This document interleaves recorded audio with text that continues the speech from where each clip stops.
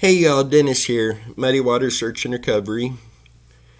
And I just want to talk to you for a minute and kind of explain my thought process on something.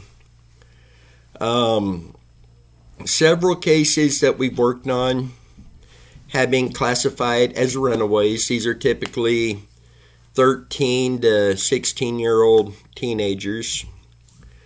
But when the flyer comes across to us, or we're reading up on it, we see that they are classified as typically missing endangered runaways. I have said many times in our videos, me personally, I'm not comfortable putting that classification on any case without knowing 100% that that is the case. And even then, I'm still not comfortable with it. And I don't want anybody to think that I'm trying to say law enforcement messed up or they do it wrong. That's not what I'm doing here. They have their way of doing things on that helps them. This is just me and my personal thoughts on this. I have had the fear that I would come on and say, so-and-so is missing, 14, 15-year-old is missing, and it's classified as a runaway, so this individual run away from home, let's keep our eyes open. My fear is that instead of them actually running away, there's more to it.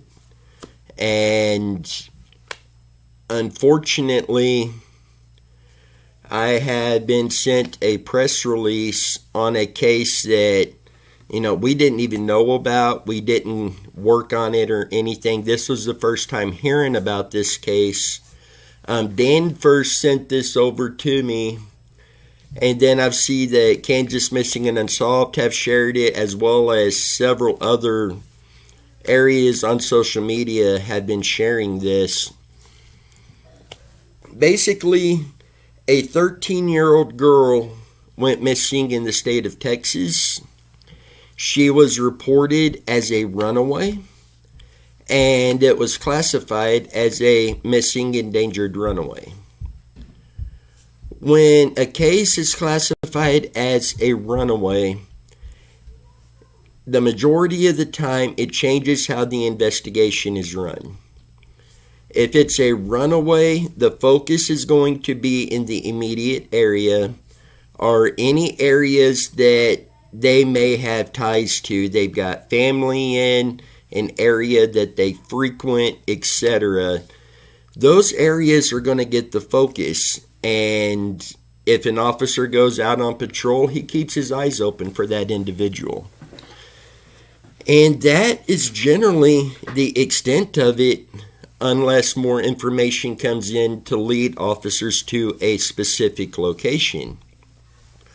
Whereas if it does not have the classification of runaway, then it gets a little bit more attention, and the news of that case has more potential to spread out to other states. And, this case, unfortunately, was basically as bad as it gets. This 13-year-old girl was approached by a 63-year-old man in a local restaurant in Texas. Obviously, this doesn't give full details, but she was somehow convinced or something to come to Kansas with this guy. And there wound up being two 63-year-old men who brought this 13-year-old girl from Texas to liberal Kansas. And in the process, at least one of the men raped this little 13-year-old girl, then told her that they're going to prostitute her out because there's big money they could get on her. The girl reported that she had several visitors while she was there with these guys. Thankfully, she has been rescued. I don't know if she escaped or if she was rescued, but either way, she is safe now. And the two guys They are being charged with rape, aggravated human trafficking, aggravated kidnapping, aggravated parental custody, aggravated intimidation of a victim, and aggravated indecent liberties with a child. To be honest, if they're guilty as a father, I hope they fry. I mean, I will get that up. People, you can't be like that. I am. If you hurt a child, I've got no sympathy whatsoever for you.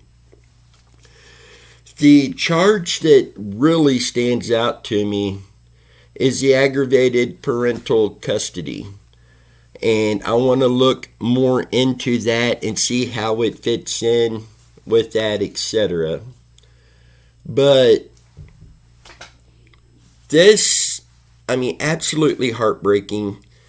And I'm not trying to say if the classification of runaway was not there, that this wouldn't have happened. What I'm trying to say, in my opinion, without that classification, I feel more people are going to take notice of the case. It's going to spread out from that particular area, and news could have spread quick enough that she may have been found as they were transporting her from Texas to Kansas. But in either way, this is the number one reason why I cannot classify one of these cases as a runaway, is out of fear that it turns out to be something like this. And even if she let the note that she's running away, that's still not enough for me to say, yes, this is just a runaway, because so many things can happen. You know, I think some of these cases may potentially start out as a runaway. When you're 13, 14, 15 years old, a lot of times you don't know what's out there in the world. You think you've got it all figured out. I know when I was a teenager, I thought I had it all figured out. Years later, I see I didn't have a clue. And that's how a lot of teenagers are today. And they get out there and thinking that they're in control, they can do this better, and they get out there and something bad happens. You know, there are sick people out there. This case proves that. So I will never classify a case as a runaway. I may say it's suspected they may have run away, but I will never say, hey, this is a runaway, unless I know 100% that to be the case. All the trafficking charges on this case, we are working on a trafficking awareness video that we will be releasing probably here in about 3 weeks or so.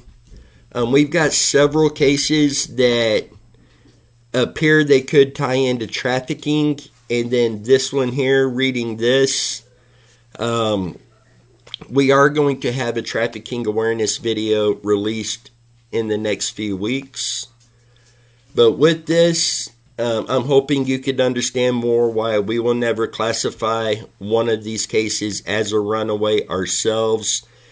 And we dig into these cases just the same as we do for any other case that we receive, just out of fear that this is going on and it's not just a runaway. So I'm kind of hoping that you can understand this a little bit better and our stance on this, where we're coming from. Comment down in the comments and let me know your thoughts on this. With that, until next time, you guys stay safe, and let's see what we can do to help bring some of these people home.